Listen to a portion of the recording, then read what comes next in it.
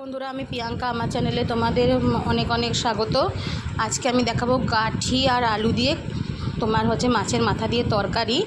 এখানে গাঠি সেদ্ধ করে দুভাগ করে কেটে নেওয়া হয়েছে, আর এখানে কুমড়ো, দেখো কাঁচা কুমড়ো নিয়েছি, আর এখানে আলু ছোট ছোট করে কেটে নেওয়া হয়েছে। এই দিয়ে গাঠি আলু দিয়ে কুমড়ো দিয়ে তরকারি হবে। তাহলে চলো রেসিপিটা পুরো। এখানে তেলটা, গ্যাসটা আমার ধরিয়ে নিল। তেলটা আগে থেকে গরম করে ওর মধ্যে 5 ফোড়ন সম্বাদ দেওয়া হয়েছে। এবার এক এক করে সব দেবে। কুমড়ো দেবে, এখানে কুমড়ো আর আলুটা দিয়ে দিচ্ছে।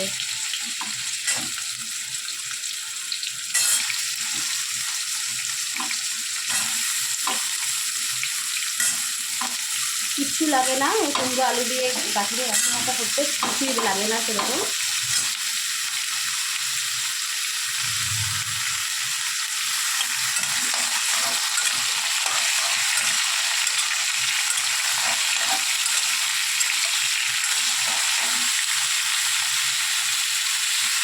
এবার দিয়ে দিচ্ছে নুন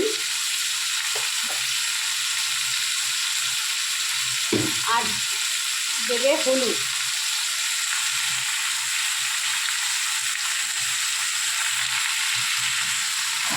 পরিমাণ মতন হলুদ। ভালো করে এবার নেড়ে নিতে হবে। এটা ভাজা ভাজা করতে হবে। যতক্ষণ না ভালো করে ভাজা ভাজা হয় ততক্ষণ নেড়ে যেতে হবে।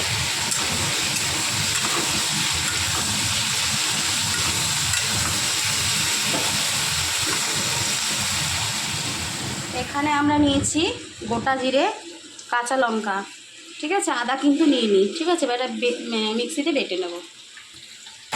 দেখো মশলাটা এবার দিয়ে দিচ্ছি,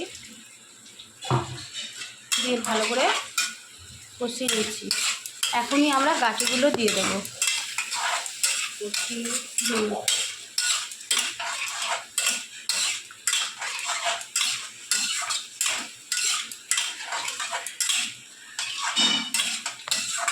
নড়া লাগে। গাঠিগুলো একটু ভাজা ভাজা হলে কচুগুলো দিয়ে দেবো, গাঠি কচুগুলো দিয়ে দেবো।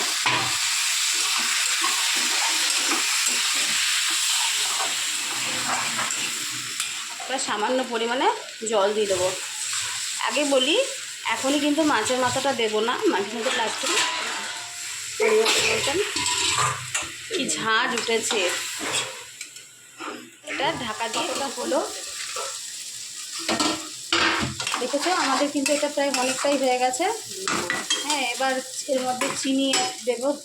মাছের মাথাটা দিয়ে আগে মাছের মাথা দিয়ে রেখেছি। এবার মাছের মাথাটা ভেজে, মাছের মাথাটা ভালো করে ভাজা হয়ে গেলে তারপরে এটা মিশিয়ে বসাতে হয়েছে। এবার কড়াইটার মধ্যে গরম হয়ে গেলে এখানে দিল নুন। এবার তোমার দেবে হলুদ পরিমাণ মতন।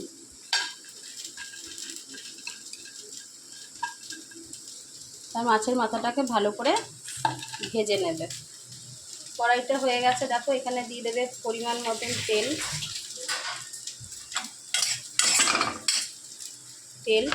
মাছের মাথার তেলটা ভালো করে লাল লাল করে ভেজে নিতে হবে। মাছের মাথাগুলো আমরা ভালো করে ভেজে ফিরে আসছি। মাছের মাথাটাগুলো ভালো করে লাল হয়ে গেছে। এটা এর মধ্যে দিয়ে দিলাম।